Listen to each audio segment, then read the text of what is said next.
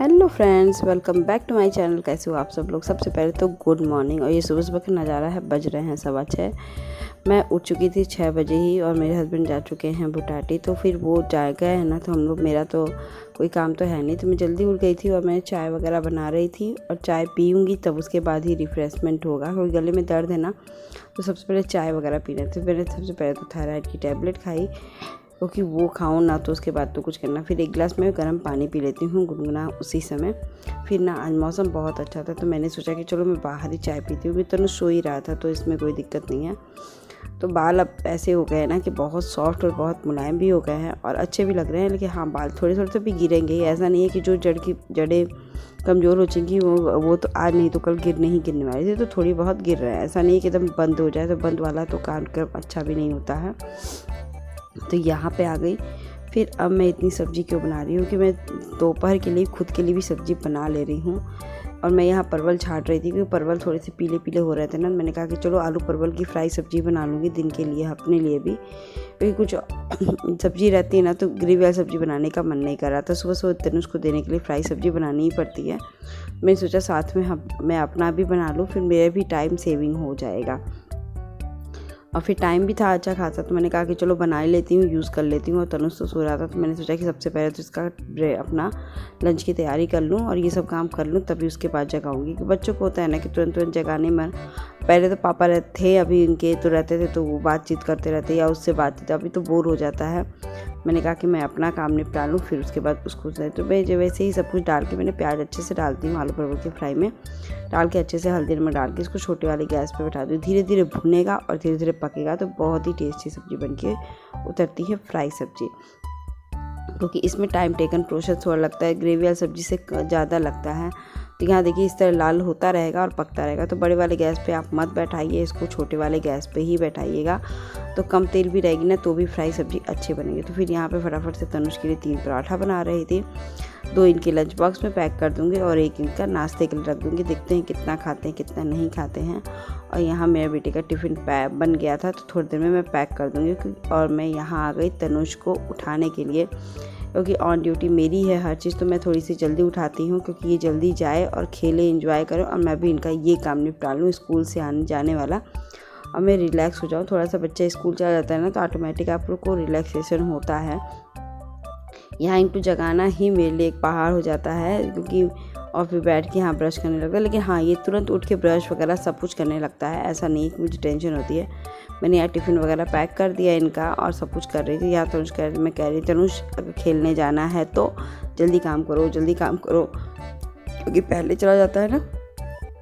तो यहाँ पूरा एकदम तैयार हो गया और मैं भी यहाँ पे रेडी हो गई हूँ ले जाने के लिए। लेकिन अभी मैंने लंच नहीं, मतलब कुछ कराया नहीं, इसलिए क्योंकि बच्चों को होता है ना कि ये नहीं रहते, थोड़े से घूम फिर के थोड़ा हर काम तो तुरंत खा भी तो नहीं पाते हैं बच्चे हैं, तो इसलिए मैं थोड़ी देर एकदम लास्ट में। तो यहाँ पे तनुष बता रहा था मम्मी ये वो, तो फिर मम्मी पैदल चलेंगे तो ये वो, मतलब कि नहीं पापा कब आएंगे, ये सब बातें हो रही थी। अब बच्चों के साथ तो बातें करनी भी चाहिए, बच्चे नहीं बात करेंगे ना तो वो बड़ी दिक्कत की बात होती है। फिर धीरे धीरे वो शाय हो जाते हैं और हर बातें धीरे धीरे न कहने की आदत पड़ जाती है। तो फिर यहाँ पे देखिए हम लोग तैयार हो गए। तो यहाँ पे तनुष ने कह रहे थे कि मम्मा मेरी साइकिल से ठीक करवा दो, पापा ने कहा था कि आप ठीक करवा दोगे। तो फिर यहाँ पे मैं इनकी साइकिल भी लेकर जा रही थी, क्योंकि वहाँ पे सामने ही, मतलब कि रास्ते में ही इस साइकिल रिपेयर की दुकान है, जिनके यहाँ से साइकिल हम लोग ने परचेज़ की थी। तो मैं वहीं पे दे दूँगी साइकिल और वो दोपहर में आकर ले आऊँगी। तो फिर मैं तनुष को दे के, मतलब छोड़ के मैं आ गई। और यहाँ मैंने बालों में तेल लगाया, वही चीज़ें तेल लगा के। और फिर यहाँ मैं होम रेमेडी बता रही हूँ, जब किसी बॉडी को इचिंग होती है ना तब ये काम कर लो। तो नारियल का तेल ले लो और 1 कपूर मैंने डाल दिया, एक छोटा सा टुकड़ा। इसको डाल करके आप नारियल के तेल में भिगा दो। मतलब कि क्या होती है ना, इसमें जो जैसे बरसात का दिन होता है ना, तो दाने वगैरह भी बहुत निकलते हैं, उसमें इचिंग भी होती है, मेरे बेटे को होती है। तो मेरी दीदी ने ये होम रेमेडी बताया कि तो कर लो और हो जाएगा। सच बताती हूँ, वो हो जाता है। मतलब दाने तो निकलते हैं लेकिन इचिंग नहीं होती, वो सूख जाते हैं फिर आराम से, क्योंकि इसको थोड़ी सी बरसात से एलर्जी है, पैरों में बहुत ज़्यादा दाने निकल जाते हैं। और धीरे धीरे बड़े होने पे ठीक भी हो जाएंगे, ऐसे नहीं है। लेकिन हाँ है तो उसका भी होम रेमेडी है, मेरी दीदी ने बताया, तब से मैं इसको बना के रख देती हूँ। और सच बताती हूँ, कभी कभी लापरवाही होता है कि नहीं करती हूँ और कभी कभी कर भी देती हूँ, तो ये वाली बातें हो जाती हैं।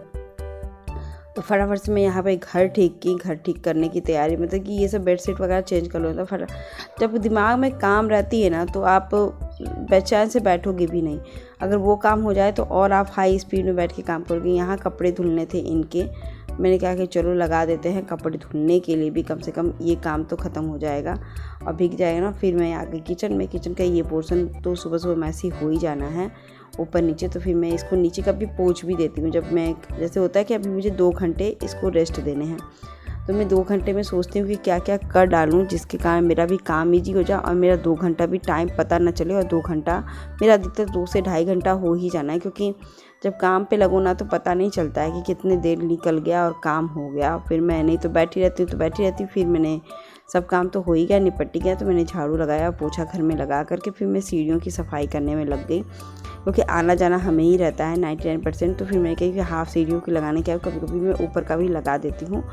होता है क्या कि आप किराए का मकान में रहो या अपने मकान में, सफाई से रहना आपका काम है, क्योंकि इससे आपको आपका इंडिकेशन होता है कि आप कैसे रहते हो। तो मैं पूरे अच्छे से सफाई क्लीनिंग करती हूँ, जैसे घर की करती हूँ वैसे। लेकिन सीढ़ियों की कम होती है, क्योंकि 1-2 दिन पे मैं कर देती हूँ, 2-3 दिन पे, और झाड़ू तो मैं 2 दिन के बाद कर देती हूँ। फिर मैं बालकनी का हिस्सा मैं वैसे कल तो साफ़ कर दी थी मैंने, तो आज ज़्यादा नहीं था तो थोड़ा बहुत रफ सफाई करनी थी। और जिस दिन मुझे कपड़ा धुलना होता है ना तो मैं ज़रूर से कर देती हूँ, क्योंकि मुझे अंदर बाहर होना पड़ता है और वो गंदगी घर में आती है। फिर मैंने हेयर वॉश करके एकदम क्लीन होके आ गई। ये करते करते मेरे बज चुके थे 11:30। सच बताती हूँ, और मेरे बाल सच बताती हूँ बहुत अच्छे हो। थोड़े बहुत तो झड़ेंगे, ऐसी कोई बात नहीं कि नहीं झड़ेंगे। हालांकि जो सॉफ्टनेस आ गई, कंघी लगाइए तो अजीब सा नहीं लगता है, वो बहुत अच्छा बात हो गई है मेरे बालों के लिए।